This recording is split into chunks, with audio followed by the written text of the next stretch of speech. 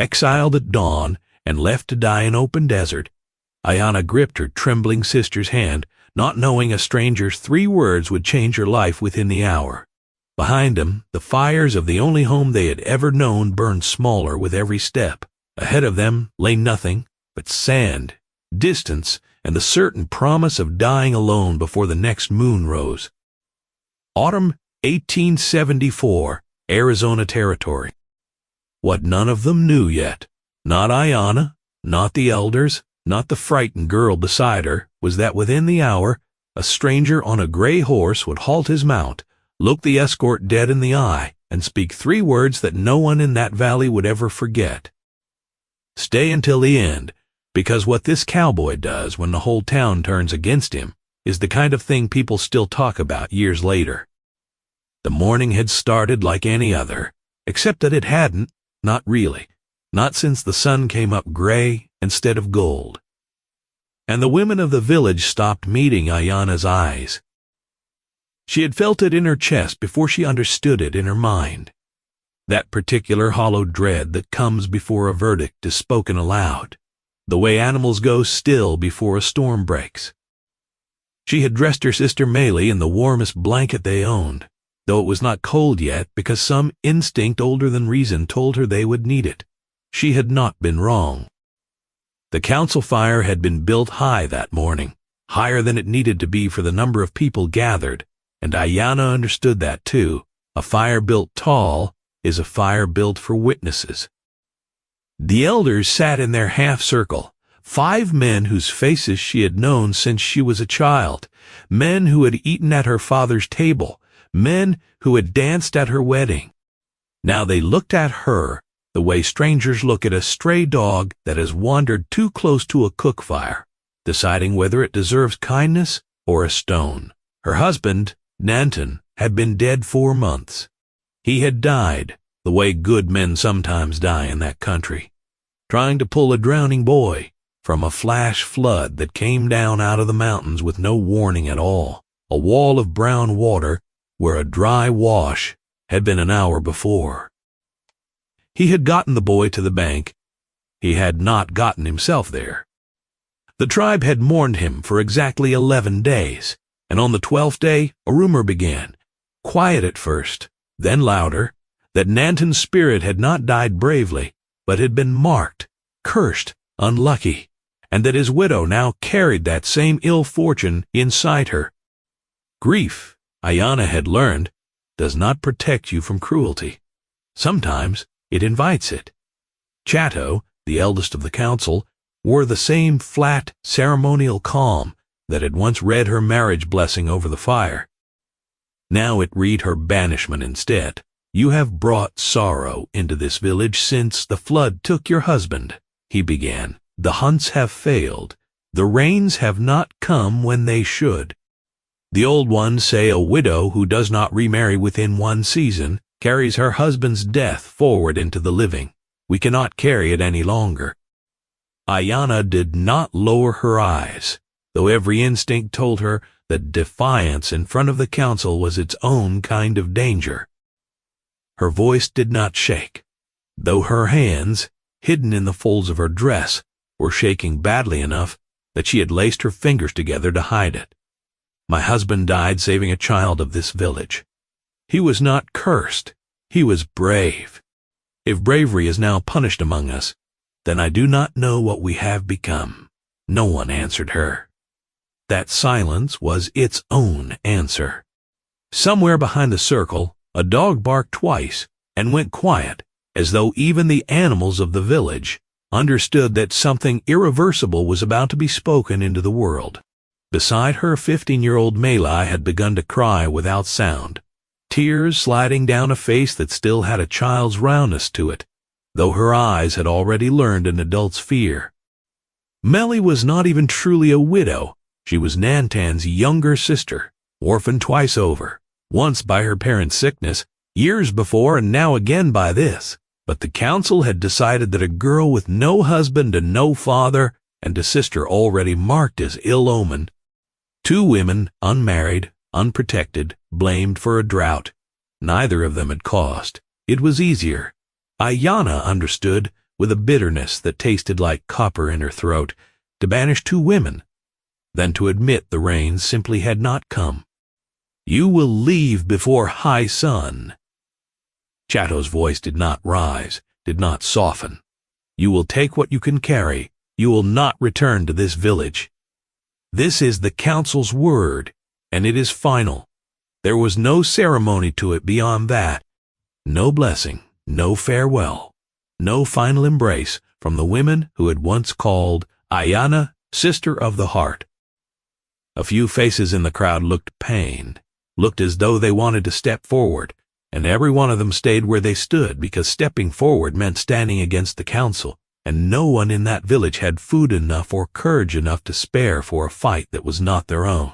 Even the women who had once brought Aiyana corn cakes when Nanton first courted her, who had sat beside her through 2 full days of labor when Melly's mother lay dying, kept their eyes fixed on the middle distance, on their own children, on anything that was not Aiyana's face. Fear, Aiyana thought bitterly, made cowards of people who were not naturally cowardly at all. It simply asked a harder question than most of them had ever needed to answer. So Aiyana had gathered what she could: a knife, a water skin, a blanket, a small pouch of dried mesquite beans, and the roots she had dug and dried through the summer out of a habit her grandmother had taught her, an old habit of preparing for winters that had not yet arrived. And she had taken her sister's hand, and she had walked. She thought, as she gathered those few belongings in the gray hour before the council fire, of her grandmother's voice, teaching her which roots kept through a season and which spoiled within days, which berries fed a body, and which merely filled a stomach without nourishing it. Knowledge she had absorbed as a girl without ever imagining she would one day carry it out into open exile as the entire sum of her inheritance.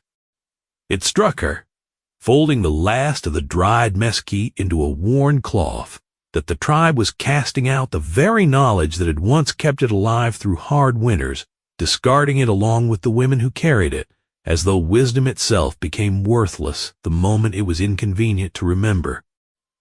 She did not cry. She had promised herself somewhere in the black hour before dawn, while Melly slept fitfully beside her, that she would not give the council the satisfaction of her tears, and she would not give her sister the fear of seeing them fall. So she walked with her spine straight and her eyes fixed on the flat gray line of the horizon, where the desert met a sky the color of a healing bruise, and she let her feet carry her forward into a future that held, as far as she could calculate it, exactly nothing. That was when she heard the horse. It was not the quick, aggressive rhythm of a pursuit. The tribe was not the kind to chase what it had already discarded, but something slower, more deliberate, hooves picking a careful path across broken ground. Aiyana turned, one hand instinctively moving in front of Melly, and saw a rider coming down off the low ridge to the east, a man on a big gray gelding, moving at a walk that somehow still covered ground fast. He reined up perhaps 20 feet from them, close enough that Aiyana could see he was young, younger than she had expected for a white rancher out here alone, somewhere in his early 30s, sun-brown but not yet weathered the way the older cattlemen were, his jaw still smooth with the softness that hard years had not yet carved away. He wore a plain wool coat, a battered hat pushed back from his forehead, and an expression that was not pity, which Aiyana had braced herself for and could not have borne, but something closer to simple, unhurried attention, as though he were looking at 2 people rather than 2 problems. Behind them, at the top of the low rise they had just descended, 3 of the tribal escort still stood watching, making certain the exile was carried out to its letter. The rider glanced at them once briefly, and something in his jaw tightened, though his voice, when he spoke, stayed even. "Mornin'!" He spoke as though this were an ordinary road and they were ordinary travelers. Not 2 women, a council had just walked out to die. Rough way to start a day, walking out into open country with no horse and no wagon. His eyes moved between them, taking in the blanket, the water skin, the exhaustion neither could fully hide. "Where are you headed?" Aiyana's chin came up. Whatever pity this stranger felt, she would not accept it as charity. "Nowhere you need concern yourself with. We will manage." Didn't ask because I doubted you could. Something almost like amusement moved behind his eyes, though not unkind. Asked because there's nothing but 40 miles of empty country between here and the next town, and I've buried enough good horses out here to know it isn't forgiving to people on foot either. His gaze drifted to Maylie, to the way the girl's eyes had gone wide and hopeful, despite herself, and something in his face settled, as though he had already decided something and was only now saying it aloud. He swung down off the gray horse, unhurried, and stood holding the reins loosely. Close enough now that Aiyana could see the color of his eyes, a pale clear, gray-blue like weather about to change. "Come with me," he said. 3 words. Aiyana felt them land somewhere behind her ribs, sharp and strange, because she had braced herself for every possible ending to this morning except a stranger's kindness. Behind them, on the ridge, she heard one of the escort mutter something to another, and though she could not make out the words at that distance, she understood the shape of the sound, disbelief, and something colder underneath it. "You don't know us," Aiyana chose the words carefully. "You don't know why we were sent away. I know 2 women were walked out of their own village at dawn with nothing but what they could carry. That tells me what I need to know for today. The rest we can talk about on the way if you want to talk about it at all." He held the reins out, not toward himself, but angled so she could see the offer plainly. "Name's Cole Whitfield. Got a ranch about 6 miles west of here, more house than I need, and more work than I can get done alone. You'd be earning your keep, not taking charity. If that matters to you, it mattered to her more than he could have known." Aiyana studied him for one more long moment, the steadiness in his stance, the way he had not once looked at her, the way men sometimes did, the plain fact that he had stopped at all when stopping, cost him something. Out here, where a rancher's reputation was worth more than gold to men like him. At the raw hope on her sister's face, and she made the only decision that made any sense. "We accept." Aiyana's tone left no room for negotiation. "But we work, we do not beg." Something that might have been the beginning of a smile crossed Cole's face. "Never asked you to." Behind them, high on the ridge, the tribal escort turned their horses without another word and rode back toward the village, carrying with them a story that would reach every fire in the valley before the sun set that day. A story about a white rancher who had ridden out to watch an exile and had instead undone it with 3 words nobody expected. None of the 3 riders on that ridge could have guessed, as they turned away, that the story was only beginning, or that within a single hard winter, the whole territory would be forced to reckon with what they had thrown away. The ride to Cole's ranch took the better part of 2 hours, mostly in silence, though it was not an uncomfortable one. Maylie rode up behind Cole on the gray gelding, her arms wrapped cautiously around his middle, while Aiyana walked alongside at first out of some stubborn instinct not to accept more than she had already accepted, until Cole, without making a show of it, simply stopped the horse and held the hand down to her. She took it and let herself be pulled up behind her sister.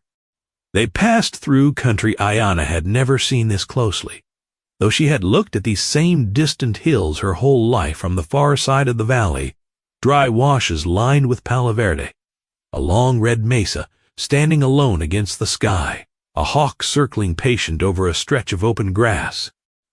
She found herself, despite everything, noticing the land, the way she had been taught to notice land since she was a girl, small enough to ride in a cradleboard on her mother's back, where the water would run in a hard rain, where the deer would bed down at midday, which slopes held good grass. It was a strange comfort, she thought, that the ground itself did not care whose it was supposed to be. It simply was what it was, indifferent to council fires and banishments, waiting the same for anyone willing to read it honestly. Cole did not fill the silence with talk the way some men might have, eager to prove themselves harmless with a flood of easy conversation. He rode the way a careful man rides, attentive to the ground, attentive to his passengers' comfort, occasionally pointing out a landmark or naming a plant Melly asked about, but otherwise content to let the quiet do its work. Aiyana found she was grateful for it. She had braced herself, climbing up behind her sister, for questions she was not ready to answer, and instead she was given simply the sound of hooves on hard-packed earth and the wide, indifferent sky. The Whitfield ranch sat in a wide, shallow valley with good grass and a creek that ran clear even this late in the dry season. A modest but sturdy house of timber and stone, a barn in better repair than the house, and pens that told Aiyana with one practiced glance that this was a man who worked from before light until after dark and had built what he had with his own hands rather than his father's money. Cole swung down and reached up to help Melly off the horse. It isn't much, but the roof doesn't leak and the well doesn't run dry, which is more than some spreads out here can claim. It is more than we had an hour ago. Aiyana meant it plainly, without softness, because gratitude that sounded too much like weakness was not a currency she intended to spend. Cole showed them to a small outbuilding that had once been a bunkhouse for hired hands he no longer employed, swept the dust from it himself, while Aiyana insisted twice that she could do it herself, and by the time the sun began to lean west, there were 2 narrow beds made up with clean blankets and a small stove that Cole lit without being asked. He did not linger. He did not make the moment larger than it needed to be. He simply said supper would be ready within the hour, whenever they were ready to come to the house, and left them to settle in. Once they were alone, sitting on the edge of her new bed with her arms wrapped around her knees, Maylee's voice came soft. "He is kind." Aiyana brushed a strand of hair back from her sister's face, gentle despite the wariness underneath. "Kindness has a cost. We will pay our share of it in work, not in debt. Remember that." But even as she said it, some small, guarded part of her had already begun cataloging the things she had noticed about Cole Whitfield without meaning to. The calluses on his hands that spoke of real labor. The way he had spoken to Melly as though she were a person worth speaking to and not a burden he had acquired. The careful distance he kept. Close enough to be safe, far enough to never be presumed upon. It was not attraction, she told herself. It was simply the wary arithmetic of a woman deciding whether a man could be trusted, and so far, the sums kept coming out in his favor. The weeks that followed took on a shape neither Aiyana nor Melly had expected to find again so soon after losing everything. Aiyana rose before Cole most mornings, unwilling to be seen as anything less than an equal contributor to the work of the ranch, and by the time he came out to the barn she had often already fed the stock and mended whatever fence line the wind had loosened overnight. She was, he discovered within the first week, a better hand with animals than most men he'd hired and lost over the years, patient with a spooked colt in a way that had nothing to do with force and everything to do with a stillness he did not fully understand but deeply respected. Melly, for her part, found her footing more slowly. Grief for the only home she'd known still sitting close under the surface, but she had a gift for the kitchen garden that Cole's late mother had planted and let go wild years before, and within a month she had coaxed it back into something that fed all 3 of them. Cole never expected gratitude and never accepted the small repayments Aiyana tried to press on him. A mended shirt, an extra hour of labor, a portion of her own meal set aside for him when game was scarce. Once when she tried to argue the point, his answer was simple. "You're earning your keep. Plenty. I don't need convincing twice." It was in the small hours of ordinary work that something began to shift between them, though neither would have named it so soon. It was in the way Cole started finding reasons to walk the fence line at the same hour Aiyana did her rounds, though he could easily have gone earlier or later. It was in the way Aiyana began setting his coffee exactly the way he liked it, strong, no sugar, without ever having been told, simply from watching him closely enough to know. It was in the evening, when he came in from a hard day chasing a lame heifer through brush country and found supper waiting, and something in his chest went unexpectedly warm at the sight of her at the stove, her sleeves rolled, a strand of dark hair loose against her cheek, looking for all the world like she belonged there. She noticed him noticing. She noticed the half-second, too long. His eyes lingered before he remembered himself and looked away, busying his hands with his hat or his boots or anything at all. She told herself it meant nothing, that a woman recently widowed and freshly exiled from her own people had no business reading meaning into a rancher's glances, and yet some traitorous corner of her heart kept a careful count of every one of those moments anyway, the way she had once counted the stars with Nanton on their wedding night. A habit she thought grief had buried along with him. One evening, walking back from the barn together in the blue dusk, Mellie's observation came gently, not unkindly. "You watch him. I watch everyone. It keeps us safe." Mellie only smiled, the particular smile of a younger sister who understands more than she is given credit for, and said nothing further, though the knowing look stayed on her face the rest of the walk home. There was an evening, some weeks into that quiet season, when a young colt, Aiyana, had been gentling since her second week on the ranch, finally allowed her to lay a hand flat against its neck without flinching away. She had spent nearly an hour crouched at the edge of the corral that day, moving nothing but her breath, letting the animal come to its own conclusions about her in its own time, the way her grandmother had taught her that trust could never be forced, only offered patiently enough that a frightened creature eventually chose it for itself. When the colt finally leaned its head into her palm, she laughed, a real laugh, bright and surprised, the first sound of pure delight either Cole or Mellie had heard from her since the morning of the exile. Cole, watching from the fence rail where he had been mending a bridle, found he could not look away from her in that moment, from the unguarded joy on a face that had spent every day since her arrival carefully composed, carefully controlled. He said nothing about it that evening, tucking the sight away the way a man tucks away something he is not yet ready to examine too closely, but it stayed with him through supper, and long after, a small warm coal he kept returning to in his thoughts. Mellie, sharper-eyed than either of the adults around her, gave her credit for, caught the direction of his gaze, and said nothing either, though she smiled to herself over the stew-pot in a way that made Aiyana ask, later, what was so amusing.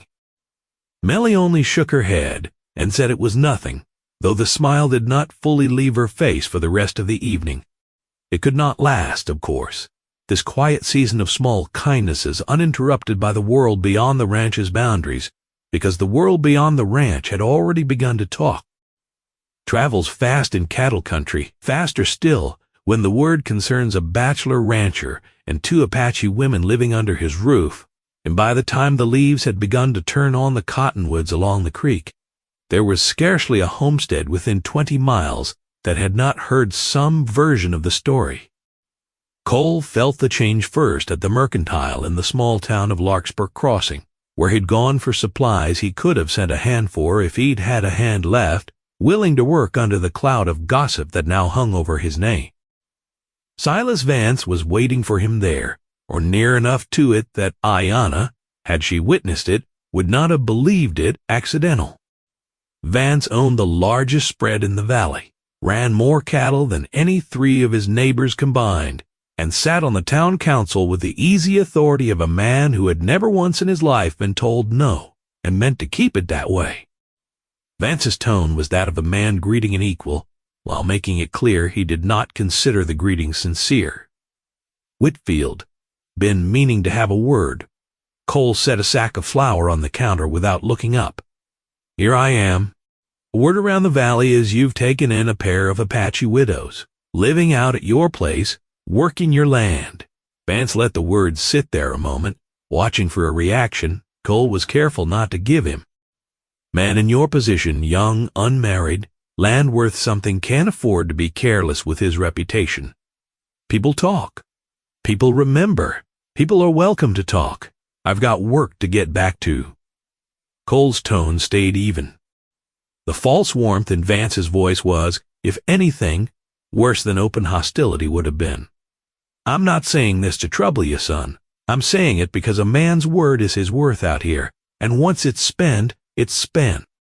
You bring trouble like that under your roof, it reflects on all of us. on the whole valley standing.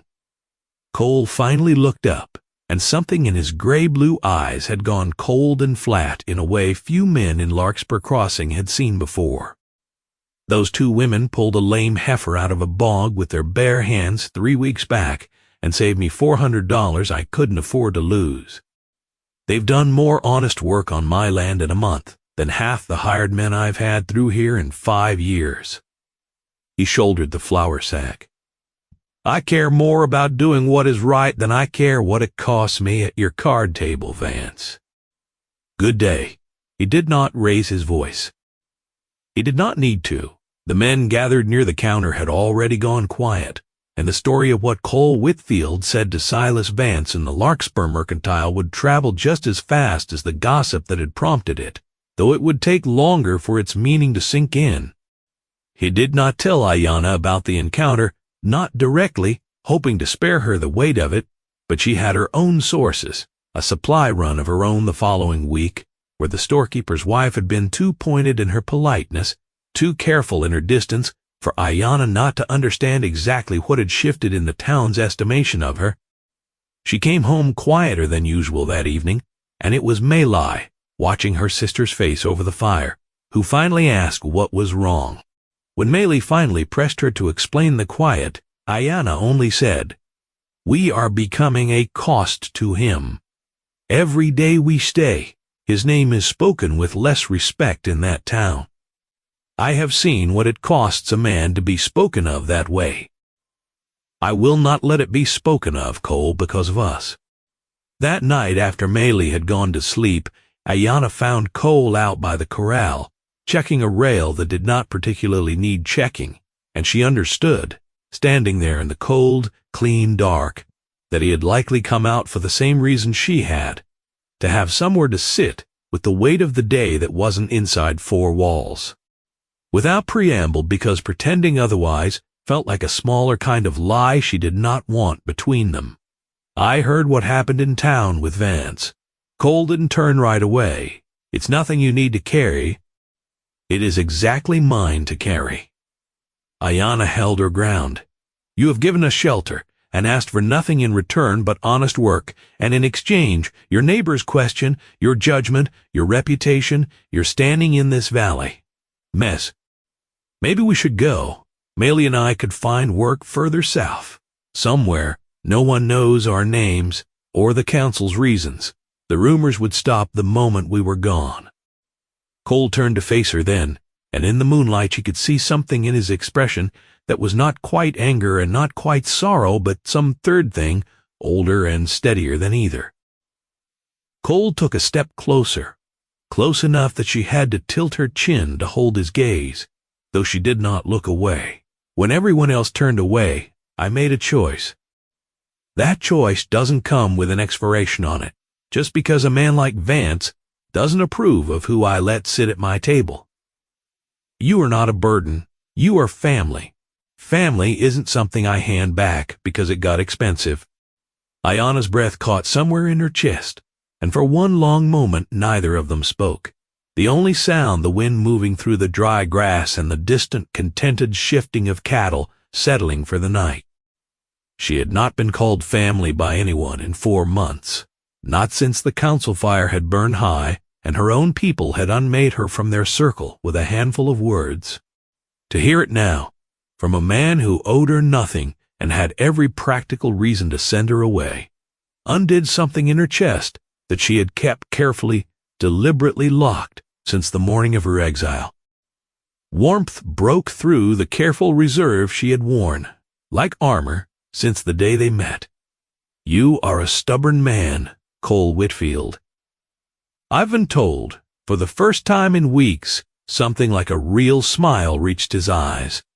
He did not reach for her hand that night, and she did not offer it, both of them still too careful, too aware of everything either of them stood to lose, but something had shifted between them all the same, some quiet threshold crossed that neither needed to name aloud to understand it had happened.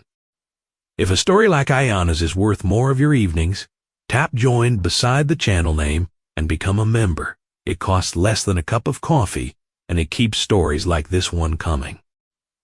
The first storm of that winter arrived nearly a month early, and it arrived with a violence that no one in the valley, not even the oldest ranchers who had weathered 40 winters in that country, had fully prepared for. It began as an ordinary autumn rain, cold and steady, the kind that soaked into the ground and made the cattle miserable but posed no real threat, and then, somewhere in the second night, the temperature dropped with a suddenness that turned rain to sleet and then to a driving, blinding snow that did not stop falling for 3 full days. Aiyana recognized the danger before Cole did, before anyone in the valley fully did, because she had grown up reading the sky and the wind in ways that ranching men, however skilled, had never been taught to read them. She had watched the birds go silent 2 days before the first rain fell. She had watched the ants seal their mounds.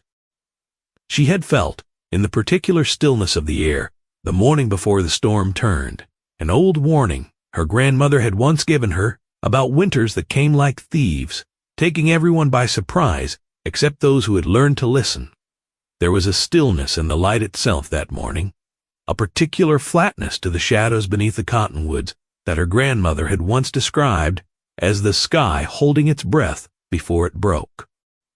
She recognized it the way a person recognizes a familiar voice across a crowded gathering, instantly and without conscious effort, an old fear stirring awake somewhere beneath her ribs, even before her mind had fully articulated what she was seeing. Every animal on the ranch seemed to sense it too, the horses restless in their stalls, the barn cats vanishing into whatever shelter they could find, the usual morning birdsong replaced by an unsettling, total quiet that pressed against the ears like something physical. By the second morning of the storm, the snow had already buried the fence lines to a man's knee and showed no sign of slowing. Aiyana found Cole in the barn, staring out at the white wall of weather with the particular helpless stillness of a man who does not yet know what to do and is afraid to admit it.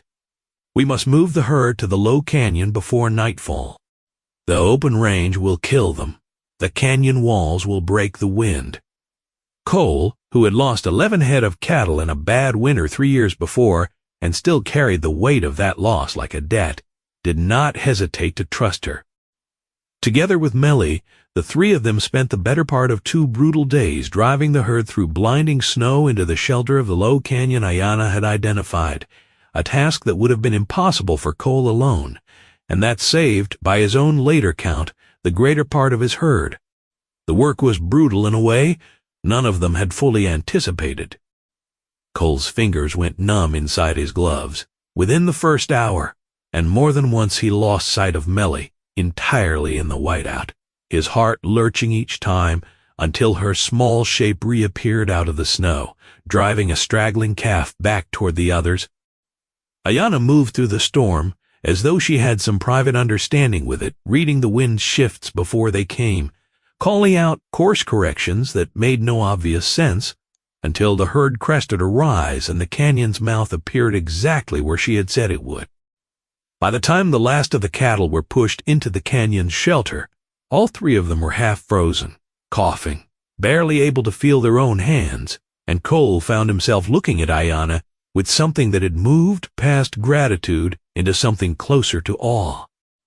Once they had made it back inside and the fire had begun to work its slow warmth back into their bones, he spoke quietly. I would have lost them all. Every head, I want you to know that plainly. Whatever this valley thinks it knows about worth, I know what I saw out there today. Aiyana only nodded, though something in her chest loosened at hearing it. A tightness she had carried since the morning of her exile easing, by some small but real measure. It did not stop there. Aiyana showed them how to pack meat in snow caves dug into the north-facing drift behind the barn, preserving what game they had against a winter that showed every sign of running long and hard. She taught Melly, and through Melly taught Cole, which of the dried roots in her small store of winter provisions could stretch a thin broth into something that would keep a person's strength up through weeks of brutal cold. Knowledge passed down to her from her grandmother, knowledge the tribe had once relied on and that she now offered freely to a man who had once been a stranger and was, by the deepest snows of that January, something closer to everything. Word of the Whitfield ranch's survival spread through the valley almost as fast as the earlier gossip had, though this news carried a very different weight.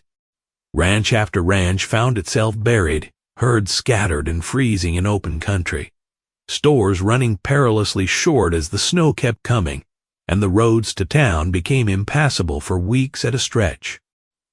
And ranch after ranch began to hear, through whatever thin channels of communication the storm still allowed, that the Whitfield spread was not merely surviving, but thriving, its herd intact, its stores holding, its household somehow finding enough to eat when others were beginning. The irony of it was not lost on Cole, watching the valley's fortunes shift so completely in the span of a single hard season. The very knowledge that had once been whispered about as strange, as foreign, as reason enough to cast two women out into open desert to die, was now the single thread holding half the valley's ranches together through the worst winter in living memory. He found himself, on more than one cold evening by the fire, turning that irony over in his mind like a stone worn smooth by handling, marveling at how thoroughly a season of true hardship could strip away the small, comfortable prejudices a community had built for itself in easier times. By the deepest part of that winter, riders began appearing at Cole's gate, neighbors who would not have spoken to him 6 months before, men who had let their silence stand in for agreement when Vance spoke against him at the Mercantile, arriving now half-frozen and humbled, asking in voices that cost them something to use, whether the Whitfield place could spare feed for a dying herd, or knowledge of how to keep it alive at all. Aiyana met every one of them at the door. She did not turn away a single soul, whatever that person's history of silence or scorn, because turning away a hungry family in a hard winter was not a cruelty her own upbringing had ever taught her to consider, whatever cruelty had once been shown to her. And then, on a bitter afternoon in the deep cold of February, Silas Vance himself rode up to the gate. He came alone, without the easy confidence he had carried into the Mercantile months before, his fine coat, inadequate against a cold that had already taken two of his own hired hands to frostbite his prize herd, the largest and most celebrated in the valley, dying by the dozen in open pasture he had been too proud to have properly sheltered before the storm turned. His voice had none of its old command in it now, worn thin by cold, and by something that looked, to anyone watching closely, uncomfortably like fear. "Whitfield, I need to speak with you." "About feed?" He stopped, glancing past Cole toward the house, where Aiyana stood in the doorway, and something crossed his face that might have been shame, though he was clearly unpracticed at wearing it. Cole did not gloat. It was not in his nature, and it would not have served the moment. He simply nodded toward the house. "Come in out of the cold, Vance. We'll see what we can spare." What followed was, for Silas Vance, perhaps the strangest hour of his adult life. He sat at the Whitfield table, the same table he had once implied should never welcome an Apache widow beneath its roof. And it was Aiyana who ladled the stew into his bowl, Aiyana whose winter stores were keeping his own family's ranch hands fed through the worst of the freeze, Aiyana who answered, without a trace of triumph in her voice, his halting questions about how she had known to read the coming storm when none of the valley's ranching men had seen it approaching. Awkwardly, he wanted to know how she had known the bird's silence meant anything at all, and she explained it plainly, without embellishment, the way she might have explained it to Meili, that the birds who fed on the last insects of autumn always vanished 2 full days, that ants sealed their mounds against water they could somehow sense coming long before the clouds themselves gathered, that these were not mysteries but observations, patient ones, passed down through more winters than his own family had lived in this valley. Vance listened to all of it with the stunned attention of a man discovering, very late in his life, that he had spent decades mistaking unfamiliarity for inferiority. Vance could not meet her eyes across that table. He looked instead at his bowl, at his hands, at the fire, anywhere but at the woman whose skill and generosity were the only reason his family would eat that week, and something in his silence said more than any apology could have managed. Once, reaching for the bread, his hand brushed hers, and he flinched back as though burned, then caught himself, ashamed at his own reflex, and forced himself to simply say a quiet, awkward thank you instead, the first real words of gratitude Cole would later realize. He left before dark with a wagon of feed he had not earned, and knowledge he had not asked for kindly. And though he never spoke a word of full contrition that winter, the story of Silas Vance sitting humbled at an Apache widow's table traveled through the valley faster than any story had traveled before it. Faster even than the gossip that had once threatened to ruin Cole's name. Other ranchers who heard it began arriving at the Whitfield gate with a different manner entirely than the town had once shown Aiyana, hats removed before they spoke, requests offered rather than assumed, a rough but genuine courtesy that had not existed in that valley's dealings with her people. By the time the first thaw came in March, the Whitfield ranch had become, without anyone quite deciding it should, the quiet center of the valley's survival, the place ranchers rode to first when they were desperate. The place where an Apache widow and her sister were spoken of, not as a cost to a young rancher's reputation, but as the reason half the valley's herds had made it through to spring at all. There was a particular afternoon deep in that grinding February when a young mother from a struggling homestead 2 ridges over arrived at the gate on foot, her infant wrapped tight against the cold, her husband laid up with a broken leg and no way to reach town for supplies. Aiyana brought her inside without a moment's hesitation, warmed milk for the baby, packed a satchel of dried roots and preserved meat enough to last the family 2 full weeks, and walked with the woman as far as the ridge to be certain she found her way home safely through the drifted snow. The woman, whose name was Sarah Hutchins, would tell that story for the rest of her long life, how an Apache widow the whole valley had once been warned against, had likely saved her infant daughter's life on the worst afternoon of that hardest winter anyone in the territory could remember. It was not charity exactly, the way Aiyana came to think of it in the deep of those cold months, and not quite duty either. It was simply the old teaching her grandmother had given her, that a people survive a hard winter together, or they do not survive it at all.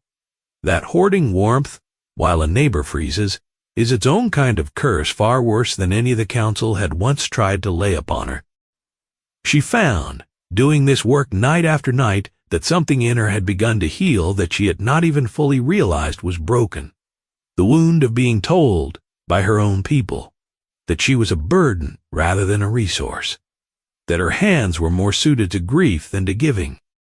Here in this hard valley, among strangers who had once looked at her with suspicion, she was needed in a way that asked nothing of her history and everything of her present skill, and there was a fierce, quiet pride in that which she had not expected to feel again so soon.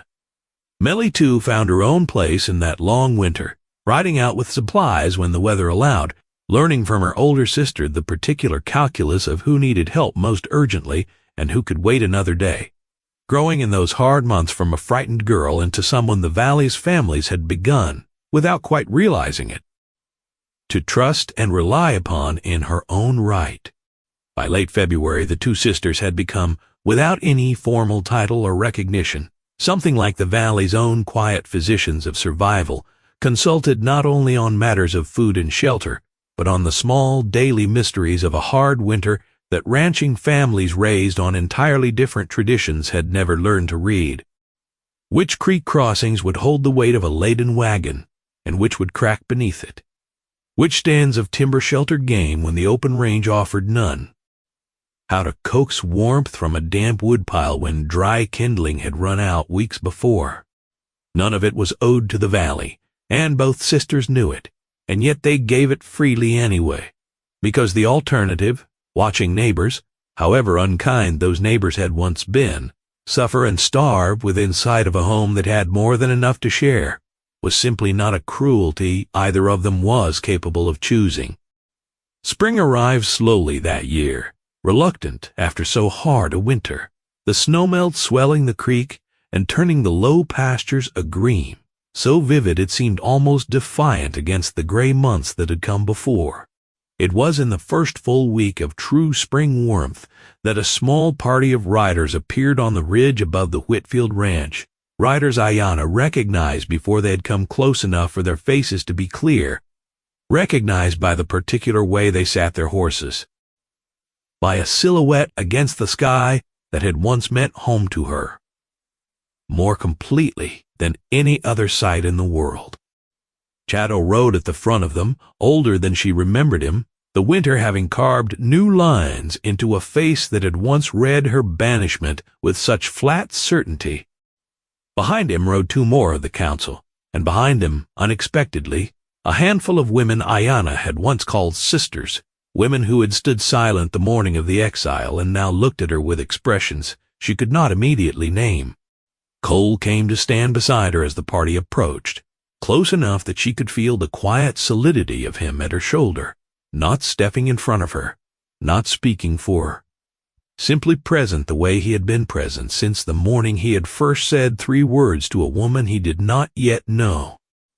Chatto dismounted slowly, his old joints clearly stiff from the ride, and for a long moment he simply stood looking at Aiyana, and she found she could not read his expression at all, could not guess whether this visit brought further judgment or something else entirely. Chatto's voice was rougher than she remembered it. The winter took much from us. We lost cattle. We lost 2 elders to the cold. We lost stores. We had not prepared carefully enough to survive a season that came early and struck hard. He paused, and something in his old face worked visibly. The effort of a proud man reaching for words he had perhaps never expected to need. We heard, even in our own hardship, what passed in this valley. That an Apache widow's knowledge fed half the ranches here. That the very skills we called a curse upon this family were the skills that kept strangers alive through the worst winter this territory has seen in a generation. Aiyana waited in silence, her hand finding Melee's beside her without conscious thought, the same way it had on the morning of their exile. The words seemed to cost Chatto something physical to speak. An old man's pride breaking open in front of witnesses on both sides of a divide that had, until that moment, seemed unbridgeable. We were wrong. The council was wrong to send you from us, wrong to call your husband's death a curse rather than the sacrifice it was, wrong to believe that grief in a woman is a danger to be cast out rather than a burden to be shared. We ask you to return, Aiyana, daughter of this tribe, you and your sister both. Your place among us was never truly forfeit. We forfeited our own wisdom in taking it from you. For a long moment, Aiyana could not speak at all. 4 months earlier, she would have given nearly anything to hear those words, to be welcomed home, to walk again among the fires and faces of the only people she had ever known, to raise whatever children she might one day have among her own. She looked past Chatto to the women who had once been her sisters in all but blood, and she saw, in more than one face, genuine sorrow, genuine welcome, a door that had been shut now standing open again. And then she looked at Cole. He had not moved, had not spoken, had not once tried to sway what was so plainly her decision alone to make, though she could see in the careful stillness of his jaw exactly how much that restraint was costing him. He would let her go, she understood in that moment. If going home was what she wanted, he would not ask her to choose him over the people who had raised her, however unjustly they had once treated her. That, more than anything else he had ever done for her, told her everything she needed to know about the man standing beside her. Aiyana turned back to Chatto, her voice steady though her heart was not. I have thought, every day since the morning you sent us away, about what it would mean to hear you say those words. I forgive the council. I understand that fear makes even good people cruel, and that a hard season can break judgment as surely as it breaks bodies. I am grateful, more than I can say, that you have come to say this. She paused, and beside her she felt Cole go very still, waiting. But I will not return with you. Not because I do not love my people, but because in the place I was sent to die, I found a home I did not expect and a family I did not know. I still had room in my heart to hold. Melly and I are welcome here in a way that has nothing to do with whether we prove useful in a hard season. We are welcome simply because we are ourselves. I will not trade that for a welcome that came only after the winter proved our worth. Melly, beside her, said nothing, but the way she leaned into her sister's side, the way her chin lifted in an echo of Aiyana's own posture from that morning of exile so many months before, said everything Aiyana needed to know about her sister's own choice. Something that might have been respect, might even have been a kind of relief, crossed Chatto's weathered face as he studied her. Then we will not ask again, but the door of this tribe stands open to you and your children, should you ever wish to walk through it. That much I promise you will not change again. He mounted his horse slowly, and the small party turned back toward the ridge, back toward the village that had once been the whole of Aiyana's world and was now, she understood with a clarity that felt like grief and relief tangled together, simply one part of a larger story she was still writing. Cole waited until the riders had disappeared over the rise before he finally spoke, quietly. You didn't have to decide that so fast. You could have taken time, gone to visit, thought it through properly. Aiyana turned to face him fully, for the first time since Chatto's party had appeared on the ridge. I did not need time. I have known the answer since the winter, Cole. Perhaps since before the winter. I simply needed the choice offered to me plainly, so that staying would be a decision and not merely an absence of alternatives. Something in Cole's face changed, then an openness she had rarely seen in him. The careful reserve he wore like a second coat, finally set aside entirely. Her name in his mouth carried a weight it had never quite carried before.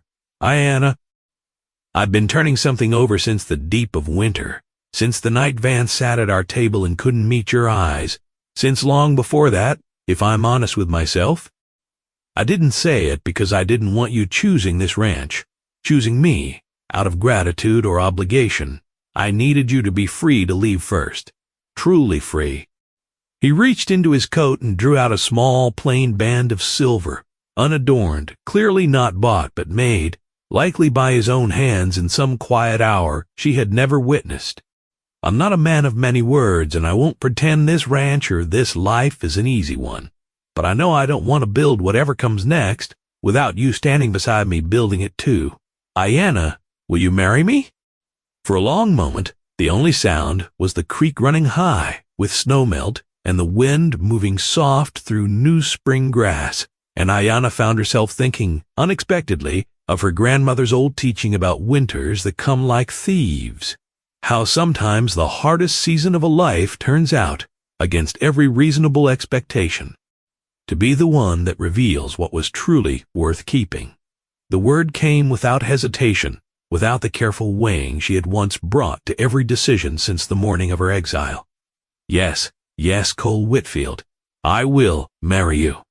Melly, watching from a few steps away, let out a sound that was half laugh and half sob, and even Cole, usually so measured, so careful with his own emotion, laughed aloud, with something like pure relief, as he closed the distance between them and took Aiyana's face gently in his weathered hands. They were married 3 weeks later in the first full bloom of that valley spring, in a ceremony that borrowed from both the traditions Aiyana had been raised in and the plain frontier customs of Cole's own upbringing, a blending neither of them had planned but that felt, in the end, like the truest possible expression of what they had built together.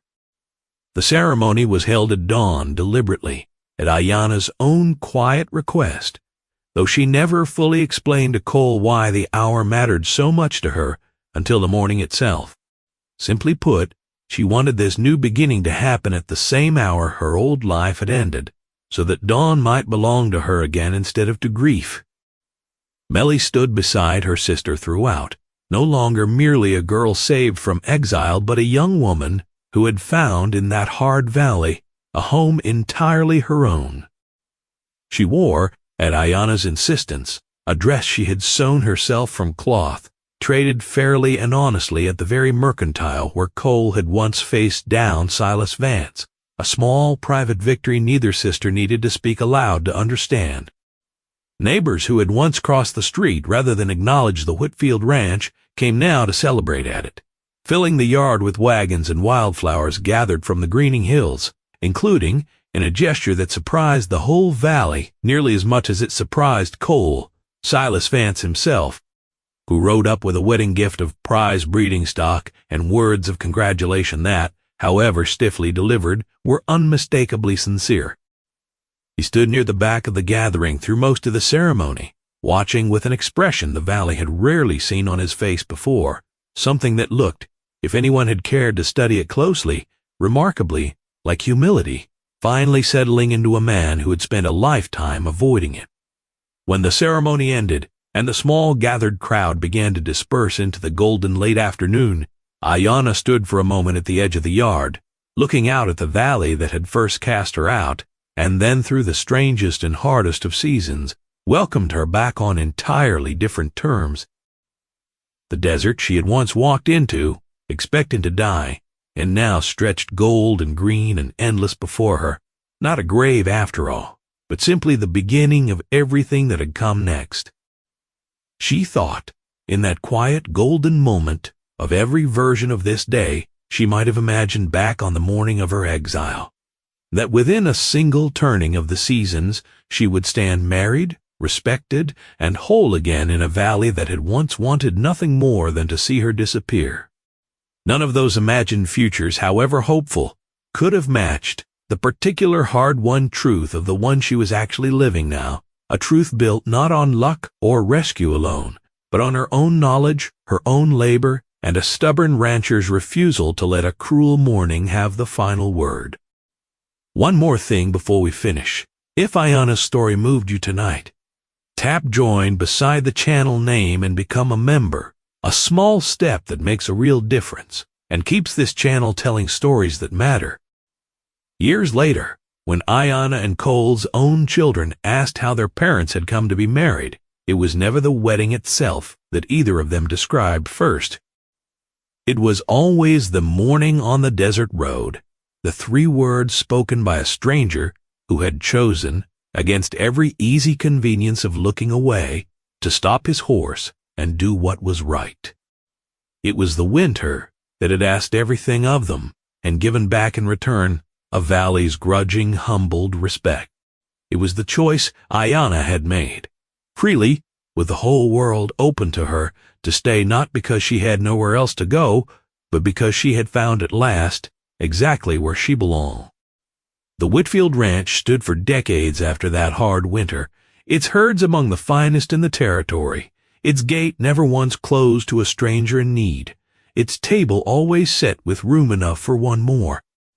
And in the valley that had once whispered against an Apache widow and the rancher foolish enough, or perhaps wise enough, to defy them, people came in time to tell the story differently than they once had, not as a scandal to be gossiped over at the Mercantile counter, but as the valley's own proof that the measure of a person was never the circumstance of their birth or the cruelty of a hard season, but the choices they made when it would have been easier and safer to make none at all. If this story reached something in you tonight, the kindest thing you can do is stay a moment longer and let us know. A comment costs nothing and tells us these are the stories worth telling more of. And if you have not already, tap that subscribe button and ring the bell, because there's another story waiting next week, another dawn, another stranger, about to say 3 words that change everything. Thank you for riding along with Aiyana and Cole tonight. We will see you next time.